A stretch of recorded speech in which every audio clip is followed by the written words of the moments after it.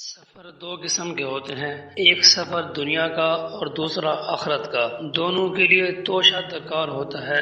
دنیا کے سفر میں تو ساتھ رکھنا چاہیے، لیکن آخرت کے لیے پہلے ہی روانہ کرنا پڑتا ہے۔ نعمت الہی کا شکر ادا کرنا، کیونکہ نعمت کا شکر بجا نہ لانے سے نعمت چھن جاتی ہے۔ اللہ تعالیٰ کو پہچان کر اس کے احکام کے مطابق عبادت کرنا، ماں باپ کے حقوق کا جاننا اور ان پر عمل کرنا، اچھے اور برے میں تمیز کرنا اور اچھے کا ساتھ دینا، لوگوں سے نیکی اور محبت سے پیش آنا، اچھے اعمال سے لوگوں کو اپنی طرف متوجہ کرو۔ اللہ تعالیٰ کی نعمتوں کا شکر ادا کرنا انسانی طاقت سے باہر ہے۔ دانائی روح کی زندگی ہے۔ بزرگان دین کے احکام کی تعمیل کرو۔ جو راستہ معلوم نہیں اس میں سفر مت کرو۔ جھوٹی قسمیں کھانا کبیرہ گناہ ہے۔ دنیا کی یاد اور نیک اعمال کے لیے نیت شرط ہے۔ دنیاوی امور میں عدل و انصاف قائم رکھو۔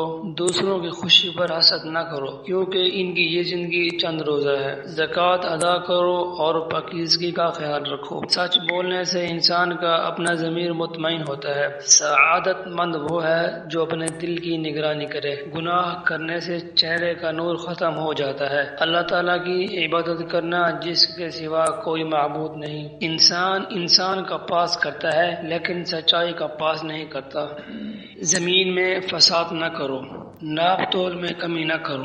وہ انسانوں کے خیال سے ایک بات چھوڑے گا مگر اللہ تعالیٰ کے خیال سے نہیں چھوڑے گا۔ اللہ تعالیٰ کو ایک مانو اور اسی سے مغفرت چاہو۔ اللہ تعالیٰ کی رحمت سے بھی نا امید نہ ہو جاؤ، کیونکہ اس کی رحمت سے صرف کافر ہی نا امید ہوتے ہیں۔ ایمانداری فلاحی معاشرے کے لیے ضروری ہے۔ آپس میں اتفاق اور محبت سے رہو۔ آپس میں اتفاق اور محبت سے رہو، اللہ تعالیٰ کی برکت ہوتی ہے۔ حسد نہ کرو اور قتل و غارت سے بچو۔ اللہ تعالیٰ کی نعمتوں کا شکر بجا لاؤ۔ اپنی ضرورتوں کو محدود کر لینا بھی بڑی دولت مندی ہے۔ اگر گناہ سرزد ہو جائے تو فوراً سچے دل سے توبہ کرو۔ اللہ تعالیٰ ایک ہے، اسی کی عبادت کرو۔ اللہ تعالیٰ کا پکڑا کوئی نہیں چھوڑا سکتا۔ بت پرستی کبیرہ گناہ ہے۔ چوری مت کرو۔ حکمت ایک مبارک شجر ہے جو دل سے اگتا ہے اور زبان سے پھیلتا ہے۔ خوش مزاجی دکھی دلوں کی دوا ہے۔ عقل مند وہ ہے جو کم بولے اور زیادہ سنے۔ عمدہ تعلیم سب سے اچھا جہیز ہے۔ موت و زندگی اللہ تعالیٰ کی تابع ہیں۔